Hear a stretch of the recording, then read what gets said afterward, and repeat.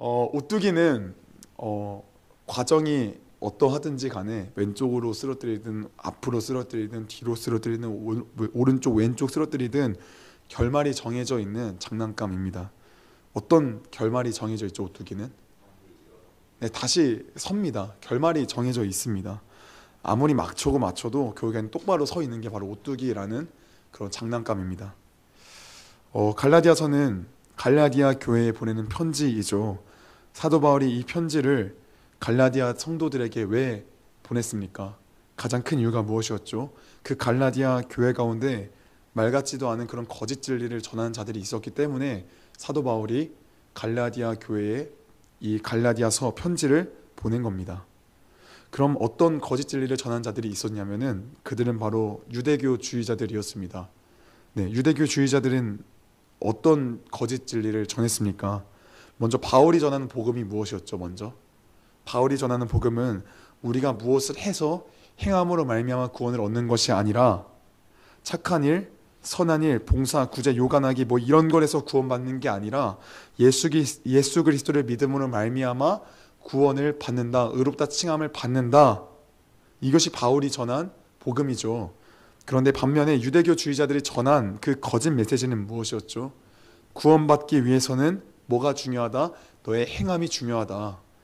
열심히 착한 일 해야 돼, 봉사해야 돼, 기도 열심히 해야 돼, 말씀 열심히 읽어야 돼. 이것들을 해야만 구원을 받을 수 있어. 이렇게 이야기를 했죠. 바울이 전한 복음과 그리고 그 갈라디아 교회의 거짓 메시지를 전한 이 유대교주의자들의 메시지가 굉장히 뭔가 좀 얼핏 들으면 비슷한 것 같지만 너무나도 달랐죠.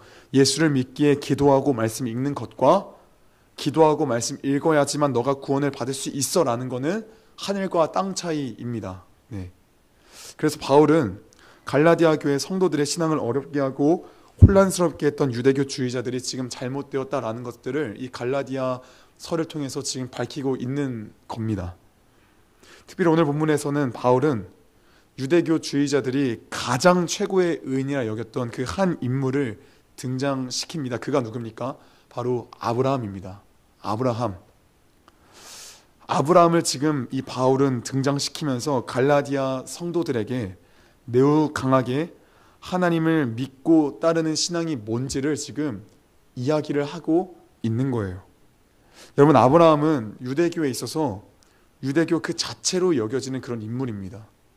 최고의 의인으로 칭송받는 인물입니다. 아브라함 하면 그냥 신앙상의 가장 완벽한 존재, 하나님 앞에서 유일하게 완전한 의인으로 여겨졌던 인물이 그 유대교 안에서는 아브라함이라 여겨졌어요. 왜냐하면 그도 하나님 앞에서 죄인인데 왜 그들은 아브라함을 의인이라 칭송했냐면 아브라함 하면 떠오르는 사건이 무엇입니까? 아브라함 하면은 가장 먼저 떠오르는 사건이 무엇이죠?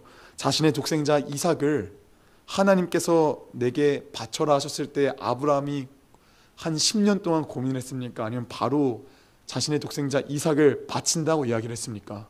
자신의 아들 독생자를 바로 바친다라고 군말 없이 바로 모리아산으로 향했죠. 네. 그들은 아브라함의 이러한 행동을 보면서 어떻게 사람이 이게 가능해 하면서 그 아브라함은 정말 대단한 믿음의 사람이다, 정말 의인이다, 이 사람은 엄청난 사람이다 라면서 칭송하였습니다. 율법을 중요시하는 그들에 있어서 굉장히 그 아브라함은 엄청났던 인물이죠. 뭔가 바라보는 롤모델인 거죠. 그래서 그들은 아브라함을 칭송했는데 오늘의 바울은 그들을 향해서 지금 뭐라고 말하고 있죠? 아브라함이 하나님 앞에 의롭다 칭함받는 것은 그 행함 때문이 아니라 그가 살면서 우리가 흔히 말하는 믿음 생활 잘해서가 아니라 뭐 때문이다라고 지금 이야기를 하고 있는 거죠. 믿음 때문이다라고 지금 이야기를 하고 있는 겁니다. 다시 말해 하나님께서 그를 믿음 좋다 여겨주셨기 때문이다라고 이야기를 하고 있는 겁니다. 여러분, 아브라함이라는 사람이 어떤 사람입니까? 일단 그가 태어나고 자란 곳이 어디죠? 갈대아 우르인데 오늘날로 치면 어느 장소를 이야기할 수 있을까요? 오늘날로 치면 아마 뉴욕이라고 이야기를 할 수 있을 것 같아요. 네, 굉장히 문화의 번성지였던 그런 곳이죠. 전설에 따르면 그는 당대 최고의 산업이었던 신상 만드는, 우상 만드는 장사를 하였던 사람이었습니다. 그는 단 한 번의 신앙생활도 하지 않았던 그런 사람인데, 그런 사람에게 하나님께서 나타나셔서 75세의 아브라함에게 너의 그 재산과 부모와 모든 것을 다 내려두고 그것을 떠나 내가 너에게 분부한 그 땅으로 가라. 내가 너로 큰 민족을 주고 내게 복을 주어 내 이름을 창대하겠다라고 말씀하셨죠. 그러자 아브라함이 이 하나님의 말씀을 듣고 어떻게 반응하답니까? 그 말씀을 듣고 하나님 말씀에 순종하여 갈대아 우르를 떠나 하나님께서 말씀하신 그 가나안으로 떠납니다. 여기까지 보면 아브라함의 믿음이 어떻게 좀 보이십니까? 늘 풍요롭고 늘 안전하고 기반이 닦여 있던 삶을 떠나서 모든 것이 불확실한 그런 삶으로 뛰어드는 것이 굉장한 믿음의 사람, 의인으로 지금 여겨져 보입니다. 그렇죠. 갈대아를 떠나 그가 가나안으로 갔습니다. 가나안으로 갔다 거기서 뭔가 좀 자리를 잡을까 했는데 하필 가나안의 흉년이 들어 식솔들을 데리고 어디로 가죠? 하필 가나안의 흉년이 들어서 그가 애굽 땅으로 가게 되어집니다. 하나님은 아브라함에게 가나안 땅에 있으라 하셨는데 흉년이 드니 바로 먹을 것을 쫓아 애굽으로 간 것이죠. 뭔가 조금씩 하나님 앞에서 틀어지는 모습들이 조금씩 보여집니다. 그런데 아브라함이 애굽에 들어가면서 한 가지 고민이 있었는데 그것이 무엇이냐면 바로 아내 사라의 아름다움이었습니다. 당신은 힘을 가진 이가 모든 걸 다 가질 수 있었습니다. 힘 있는 사람은 여자, 사람, 노예, 재물, 땅 모든 것을 무력으로 소유할 수 있었던 문화적 배경이 있었죠. 그러다 보니 애굽 땅으로 갔을 때 애굽 사람들이 자신의 아내인 사라의 아름다움을 보고 저들이 나를 죽이고 저 아내 사라를 지향차면 어떡하지 하는 그 걱정과 근심이 아브라함에게 가득하였다라는 겁니다. 아브라함이 애굽에 갔더니 정말로 애굽에서는 그 사람들과 바로의 신하들이 사라의 아름다움을 보았습니다. 그래서 이 사실이 왕에게까지 들려졌죠. 그래서 아브라함과 사라가 어디 앞에 가게 되어집니까? 왕 앞에 가게 되어집니다. 그리고 왕이 사라의 아름다움을 보고 아브라함에게 사라가 누구인지를 묻자 아브라함이 뭐라 대답합니까? 내 누이입니다라고 답을 합니다. 왜 아브라함이 내 누이라고 이야기를 합니까? 이유는 간단하죠. 살려고 그렇게 대답을 한 것이죠. 그렇게 아내 사라는 바로 왕궁의 후궁으로 들어가고 아브라함은 그 대가로 엄청난 재산과 그런 보화와 그런 가축들을 선물로 받았습니다. 하나님께서 그 장면을 보시고 자신의 말을 듣지 않고 애굽으로 가버린 아브라함에게 에라이 쌤통이다면서 너희 저주를 퍼부는 게 아니라 오히려 아브라함에게 저주를 퍼부는 게 아니라 누구에게 나타나셨죠? 오히려 바로에게 나타나서 저주를 퍼부으셨죠. 그러자 다음날 돼서 바로 왕이 급하게 아브라함을 부릅니다. 그래서 이렇게 이야기하죠. 너는 왜 너의 아내를 도대체 누이라고 속여서 나를 이렇게 곤란하게 처하느냐? 당장 너의 아내 사라를 데리고 나가라 하면서 보냅니다. 그래 참 신기한 게도 하나님께서는 오히려 바로는 오히려 그 줬던 재산, 오히려 사라를 받았기 때문에 줬던 그 재산을 빼앗지 아니하고 오히려 그 재산을 그냥 갖고 떠나게 하죠.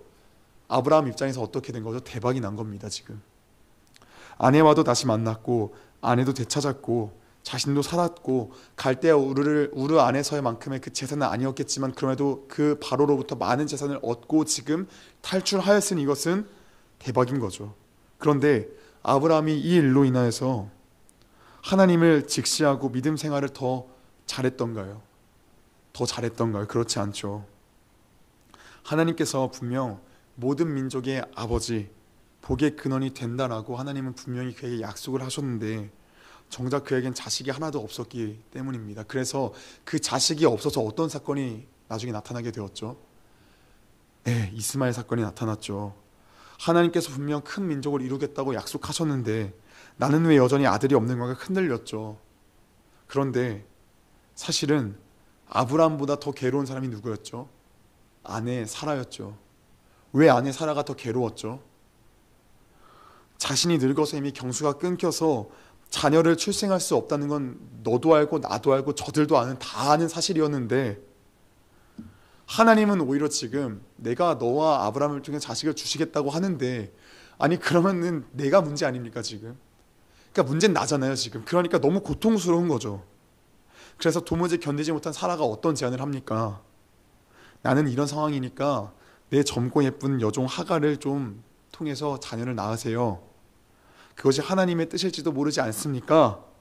그러자 그 아브라함이, 믿음이 있는 것처럼 보였지만 믿음이 없었던 그 아브라함이 그 아내 사라의 권면을 받고 그럴 수도 있겠다 싶어서 그 아내의 말대로 그 여종 하갈과 동침하여서 그 사이에서 아들 이스마엘을 낳습니다. 창세기 16장 16절 말씀을 같이 한번 좀 찾아봐서 같이 좀 읽어보도록 하겠습니다. 창세기 16장 16절 말씀입니다.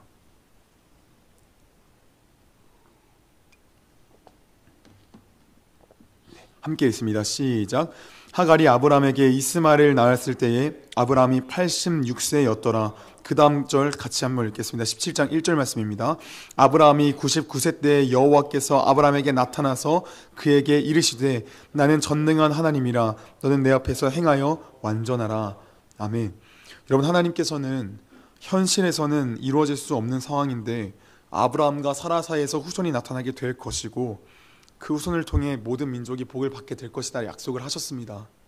그런데 아브라함과 사라의 눈엔 그 말이 가능성이 있답니까 없답니까? 없었습니다. 완전히 없었어요.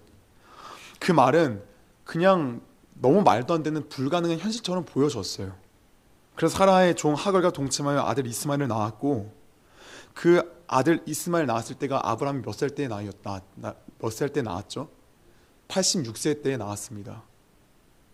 그리고 그 다음 전인 99세 때까지 13년의 기록이 지금 비었습니다. 하나님은 그 13년의 공백 기간 가운데 아브라함에게 나타나지 않으셨습니다.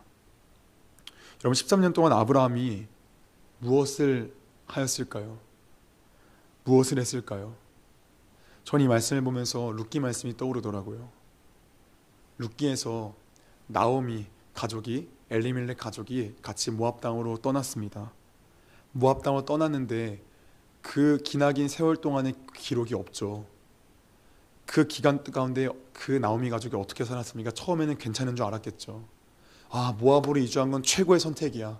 역시 우리가 잘했어. 그리고 뭔가 점점 잘 되어 가는 것 같았는데 남편 엘리멜렉이 죽고 그 다음에 그 아들 기럨과 말론이 죽었죠. 마찬가지로 13년 동안 아브라함은 무엇을 했을까요? 아브라함도 처음엔 괜찮은 것 같았겠죠. 이스마엘이 그냥 키우면서 정신이 없었겠죠. 그래, 이것이 하나님의 뜻일 거야. 하나님께서 우리에게 약속하신 것들은 이것이었을 거야 하면서 나는 괜찮은 거야 하면서 그냥 거기에 푹 빠져서 13년을 그냥 살았던 것 같아요.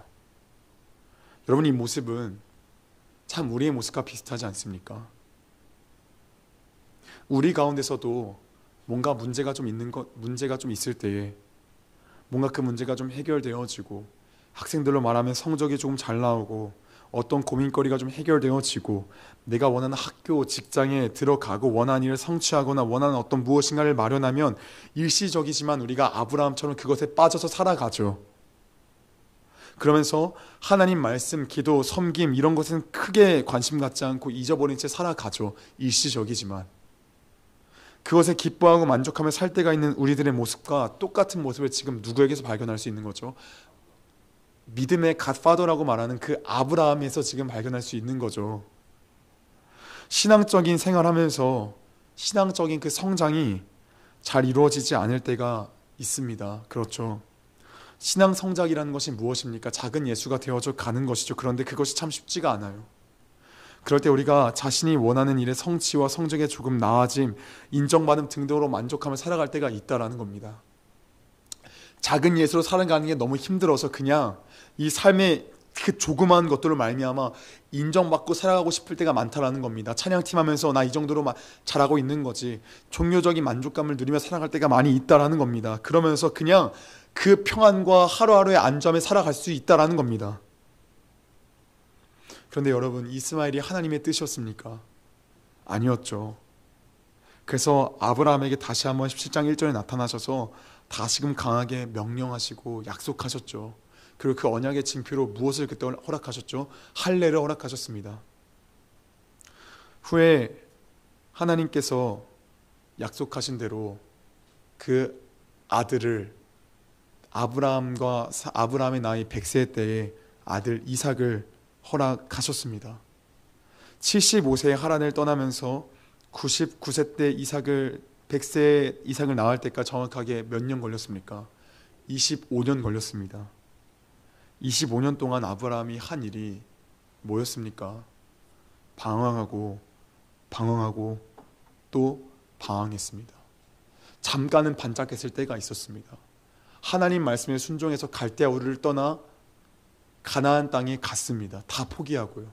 그때 뭔가 반짝했습니다. 그런데 그 다음에 한 행동이 뭐였죠? 하나님의 약속의 말씀을 믿지 않고 애굽으로 갔죠. 그리고 그곳에서도 아내 사라를 팔아먹고 다시 돌아왔습니다. 그때 창세기 15장에 하나님께서 나타나서 내가 너에게 저 수많은 별들과 같이 자녀를 주겠다 할 때 그때도 잠깐은 반짝했습니다. 근데 이내 한 행동이 무엇이었습니까? 아들 이스마엘이었습니다. 조금 믿음으로 살려고 했다가 또 방황을 합니다. 또 현실에 보이는 것에 왔다 갔다 합니다. 힘이 있는 자, 먹을 것, 내 만족, 내 답답함, 이것을 오늘 좌지우지 왼쪽 오른쪽 요동했던 인생이 바로 아브라함이 하나님 만나고 난 이후에 25년의 삶이었습니다.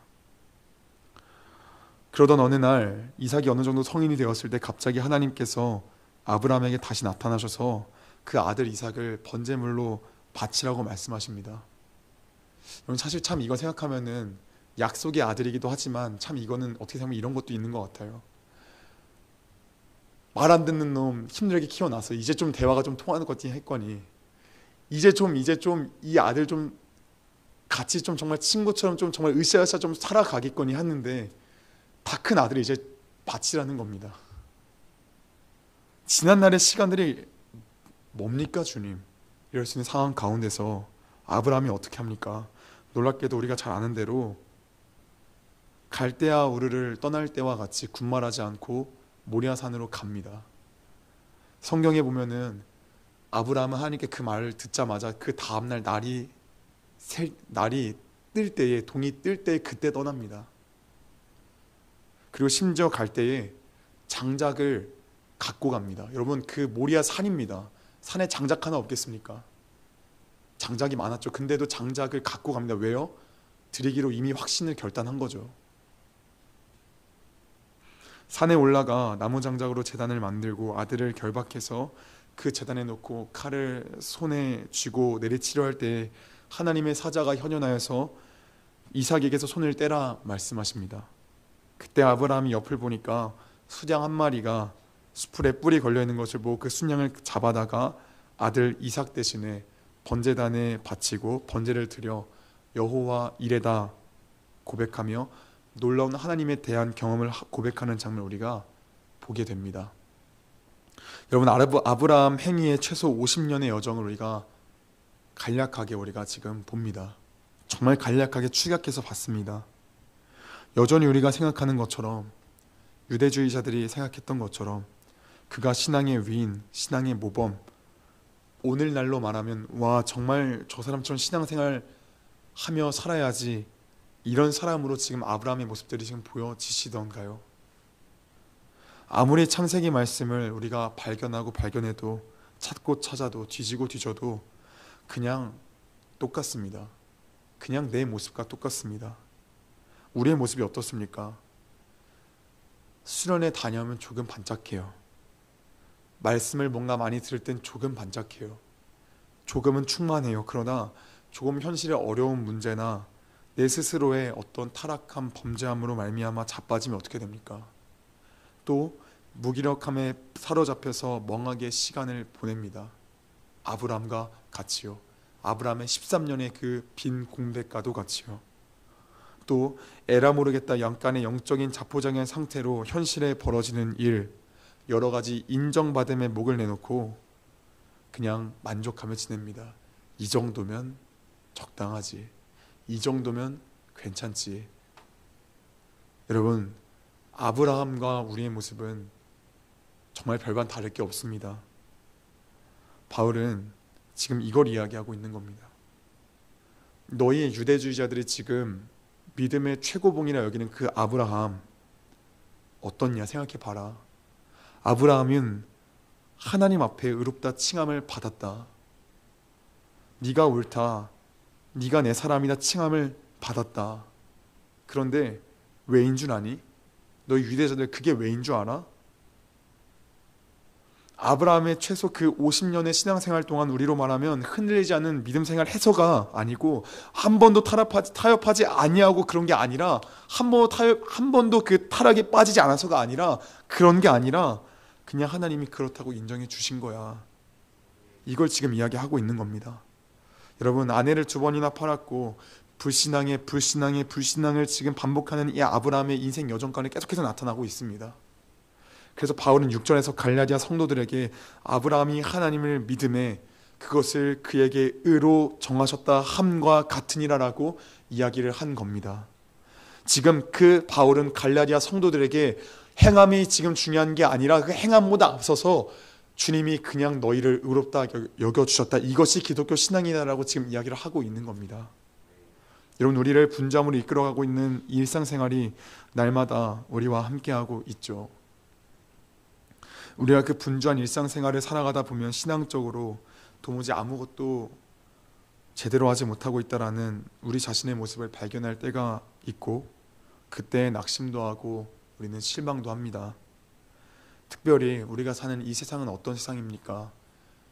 원인보다는, 과정보다는 뭐를 중요시하죠? 결과를 중요시합니다. 그런데 이런 세상을 살아가다 보니까 우린 날마다, 그래서 어디에 날마다 마음을 둡니까? 결과에 마음을 두죠. 그래서 사실은 우리가 과정보다 결과에 치우치는 세상에 살다 보니까 우리는 참 결과로 말미암아 많은 상처를 받고 있습니다. 아이들에게 끊임없이 연락했는데 아이들이 나의 마음대로, 내가 생각하는 대로 되지 않는 그 결과에 우리는 좌절하고 넘어지죠. 내가 원하는 대로 되지 않는 그 회사의 사정과 그 결과에 우린 좌절하죠.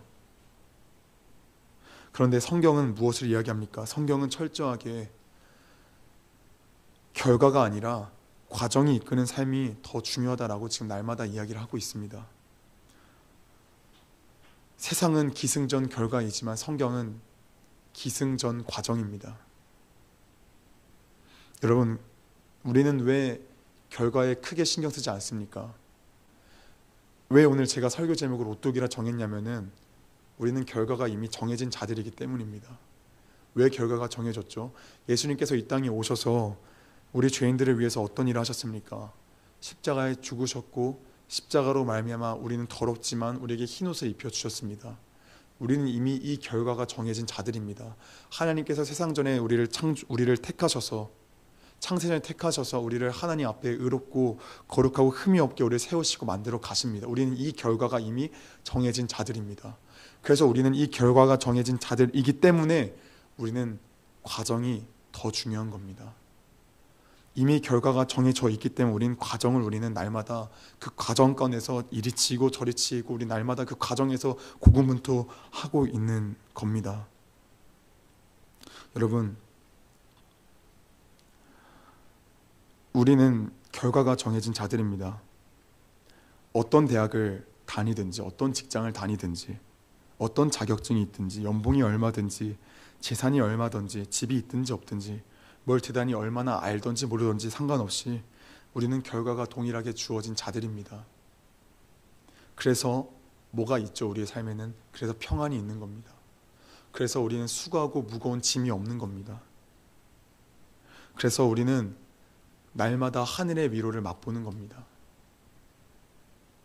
오늘 살펴본 아브라함의 긴 신앙적 여정에서 아브라함의 신앙적 행위와 수준이 우리로 말하자면 고득점자가 아니었는데도 하나님께서는 그를 어떻게 여겨주셨습니까? 의롭다 여겨주셨습니다. 이것이 성경의 말씀, 복음인 것이죠. 하나님께서 기뻐하시는 것은, 기쁘시게 바라보시는 것은 그 예수 안에서 발버둥 치는 삶인 겁니다. 그것을 우리가 두 글자로 이야기하면 믿음인 것이지요.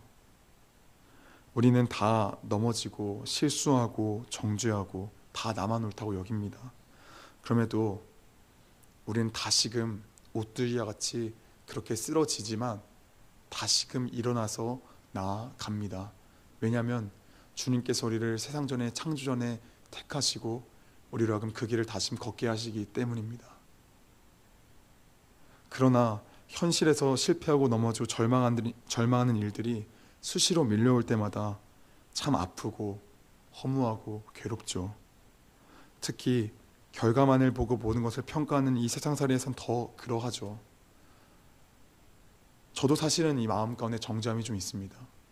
어떤 정죄감이 오냐면은 내가 정말 어떤 믿음이 부족해서 정말 뭔가 너무 내가 못하고 있어서 하나님께서 이런 결과를 주시는 건가 하면서 스스로 절망하고 낙심될 때가 참 많이 있습니다.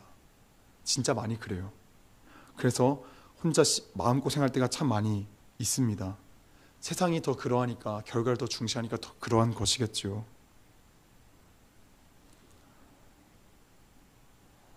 그러나 성경은 오늘도 이야기를 합니다. 이미 우리에게 결과는 이미 주어졌고 우리는 그 과정을 사는 자다라는 것을 우리는 오늘 아브라함의 인생 여정길을 통해서 우리는 오늘도 보고 있습니다. 결과가 좋지 않아도 괜찮습니다. 실수하고 넘어져도 괜찮습니다.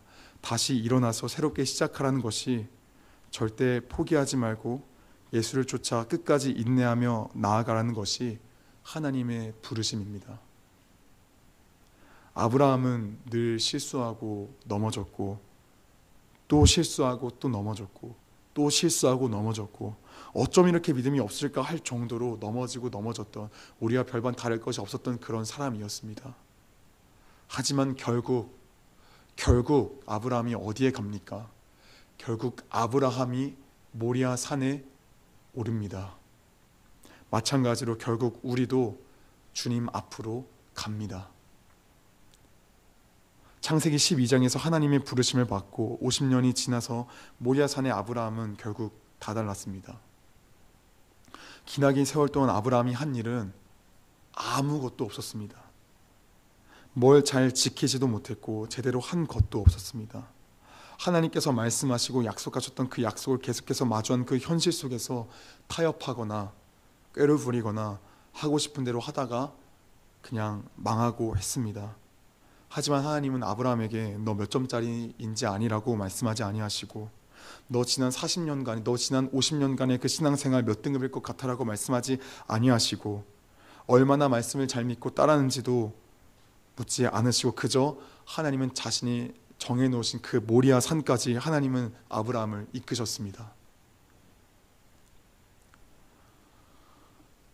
아브라함이 지난 50년 이상의 신앙생활 여정 속에서 결국 알고 깨닫게 되어진 것은 그저 나는 연약하고 하나님은 위대하시다라는 겁니다. 사랑하는 여러분, 오뚜기와 같이 우리 날마다 넘어지고 또 넘어집니다. 그러나 우리는 나중 결국 섭니다. 무엇으로 말미암아 섭니까? 예수 그리스도의 은혜로 말미암아 우리는 오늘도 섭니다. 우리는 결과가 정해진 자들입니다. 그래서 우리는 다시금 나아갑니다. 이리 치고 저리 치나 다시금 나아갑니다. 다시금 힘을 내어 나아갑니다. 그래서 우리는 결과가 뭔가 좀 비참하고 초라할지언정 우리는 거기에 좌절하지 아니하고 낭망하지 아니하고 다시금 나아갈 수 있는 것입니다. 사랑하는 성도님들, 사랑하는 여러분, 무엇으로 말미암아 살아가고 계십니까? 오뚜기와 같이 날마다 뒤치다거리면서 하고 살아가고 있습니까? 아니면은 오뚜기로 살아가는 존재인데 오뚜기와 같이 살아가는 것 같지 아니하고 날마다 그냥 완전히 엎어진 채 살아가고 계십니까? 기억해야 됩니다. 우리는 아브라함의 인생 여정길을 기억해야 됩니다. 하나님께서 마침내 모리아산에 이르게 하시는 것과 같이 하나님께서 반드시 그 길로 서게 하십니다. 우리가 해야 될 것은 무엇이냐면 예수 안에 그저 거하는 것 하나밖에 없습니다. 그저 그 말씀 안에 거하며 오늘도 나는 뭔가 멈춰있는 것 같고 오늘도 나는 뭔가 좀 한 걸음 나아가는 것 같지 않을지언정 그 말씀 안에 거하면 우리는 마침내 모리아산에 하나님 앞에 이르게 되어질 줄로 믿습니다. 아이들의 믿음의 신앙의 여정이 아무리 뭔가 봐도 뭔가 걸음이 없는 것 같고 주저앉아 있는 것 같고 멈춰 있는 것 같아도 하나님께서 이끄시고 하나님께서 이르게 하실 줄로 믿습니다. 그러니 우리는 우리의 최선을 다해 오늘 할 일을 하면 좋겠습니다. 하나님께서 맡기신 일들 끝까지 감당했으면 좋겠습니다.